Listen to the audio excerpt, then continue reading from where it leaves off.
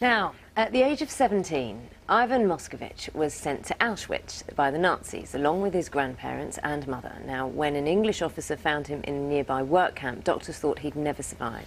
Now, at the age of nearly 90, Ivan is an internationally acclaimed designer of games, puzzles and educational aids. And he's about to display his latest art collection as well. Delighted to say that Ivan is with us here this morning. Ivan, very good morning to you. We can see some of your artwork behind us, which we will talk about in a moment. Fantastic. But if I could ask, first of all, we mentioned you at the age of 17, and you were sent to Auschwitz. That's right. Can you just tell us a little bit about that experience and those circumstances at that time? Yes, at that time, Yugoslavia, where I was born, was occupied by the Hungarian army, and we were taken to Auschwitz. Before that, my father was killed by the Hungarian fascists in 1942, at age 44. And other members of your family were also in Auschwitz? Yes. My grandmother, grandfather, mother and myself were taken to Auschwitz. My grandmother and grandfather was immediately taken to the crematoria, but my mother and myself survived. We came back to Yugoslavia after concentration camps.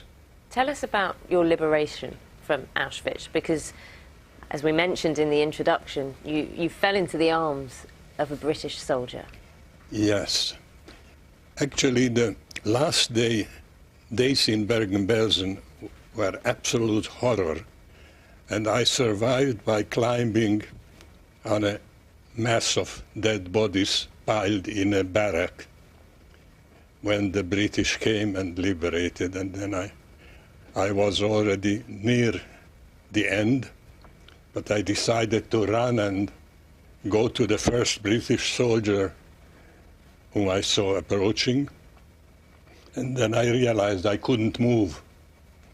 So with a supernatural force, I stood up and ran and fell into the arms of a British captain who was my liberator, and then he actually saved my life because he came to me after liberation, where I was in a hospital in the last moments of my life, and he brought a young German doctor to my bed, took out his revolver and told to him, if that guy dies, you die too. And that German doctor was doing his best to keep me alive, and obviously he succeeded. Ivan, you have had experiences that we really can't comprehend, and that's just a small part of your story. But was the effect of what you went through afterwards and in the long term that you embraced life? Because you've done so much since. Yes, you know, the survivors of concentration camps had nightmares and reminiscences about the camps, which were killing them. And I survived because instead I became a workaholic. For the 70 years, I created games, writing books, created a science museum, and a machine which draws these pictures, which after 50 years, suddenly there is a renewed interest. I never dreamed that 50 years after having exhibited them in London at the ICA, there will become again interest for them as it is now. And now I have a few exhibitions planning, the one which we are sitting here, and the next in San Francisco, and all that. You're certainly keeping busy. How do you explain how you've managed to cross science and art and keep so many people interested? Yeah, that's a good question, but, so many coincidences happened in my life, that if somebody asks me explain them, I can't, because coincidences are chance, pure chance. And if you believe in chance, you really can't explain. And those are the results of my interest in mathematics, art and science. And it's interesting that I always find the right people who are helping doing what I am doing for the last 70 years. And I'm sure, Ivan, people looking at these images now, I suppose you can look at them in two ways, because I know you're a mathematician and, you know, science is a passion, but you could look at them as just works of art as well, can't you? Yes, absolutely. I always had, you know, the definition of an art in any case should be something aesthetic you enjoy. And art is today such a wide range that there are many, many things in art, you know, which are not aesthetic and not really enjoyable, but just existing.